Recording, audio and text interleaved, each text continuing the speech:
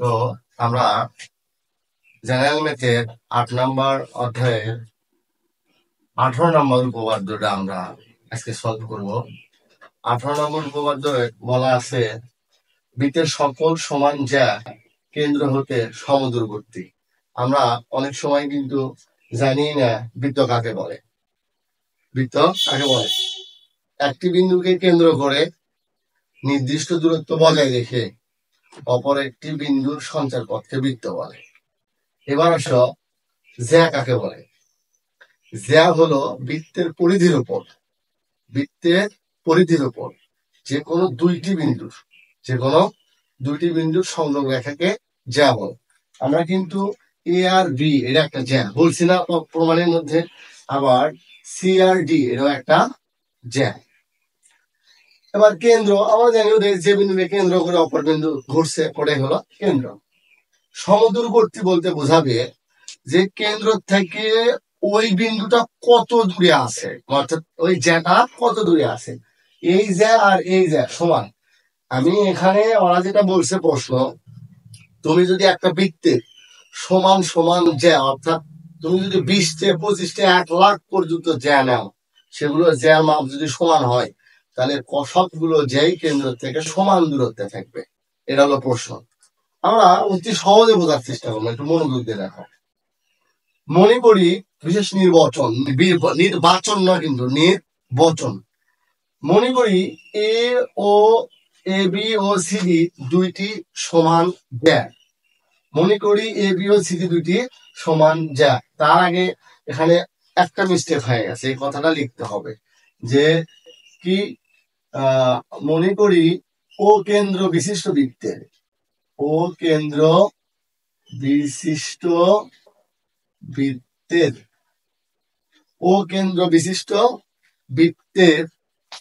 A B O C D দুইটি সমান জ্যা, অর্থাৎ দুটাই এই কলমের সমান, কথার কথা, কিংবা এই দুটো কলম একই কোম্পানির, এই দুটো কলমের সমান দুটো জ্যা।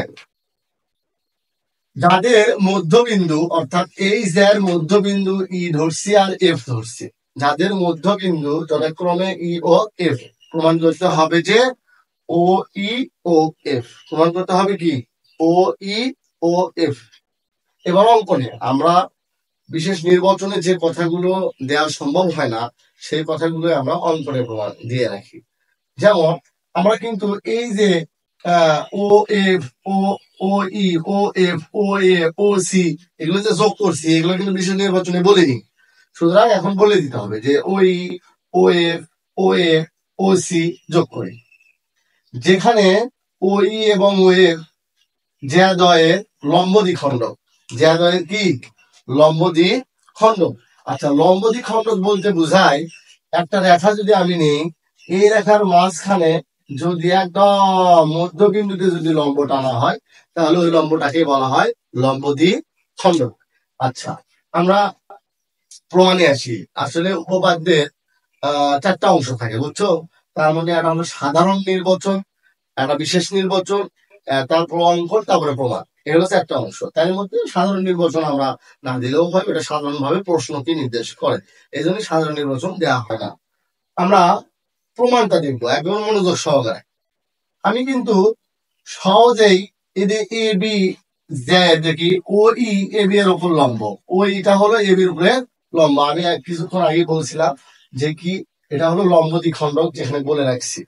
তাহলে আমি সহজেই বলতে পারি ও ই হচ্ছে এ বির উপর লম্ব, এই তো ও ই এ বির উপর লম্ব, এবং ও এফ হলো সি ডির উপর লম্ব।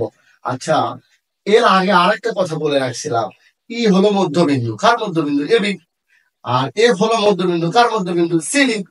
তাহলে যদি ই এ বির মধ্যবিন্দু হয় তাহলে কিন্তু আমি অনায়াসে এই জিনিসটা লিখতে পারি, কি সেটা এ ইকুয়াল টু বি। আরেকটা পরেরটার ক্ষেত্রেও তাই, আমি এটাও ক্ষেত্রে এই এর ক্ষেত্রেও লিখতে পারি C F equal to DF. এবার পরের অংশে আমি লিখতেছি এ ই সমান হচ্ছে হাফ এ বি। এটা সহজ ভাষায় তো বলা যাচ্ছে, সেটা হলো এইটা হলো পুরোটার অর্ধেক, তাই না? এ ই হলো পুরোটার অর্ধেক।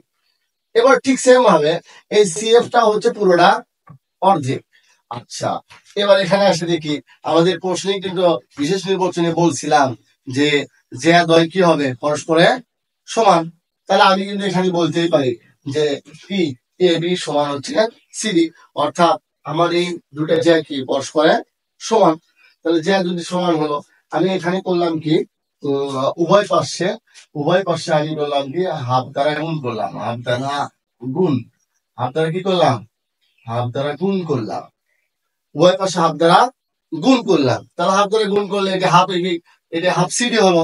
কিন্তু আমরা এখান থেকে একটু লক্ষ্য করে দেখি যে এখানে আমি কি লিখে রাখছিলাম, হাফ এ বি সমান কত এ ই, এই জন্য এই পুরোটুকু সমান আমি লিখতে পারলাম এ ই।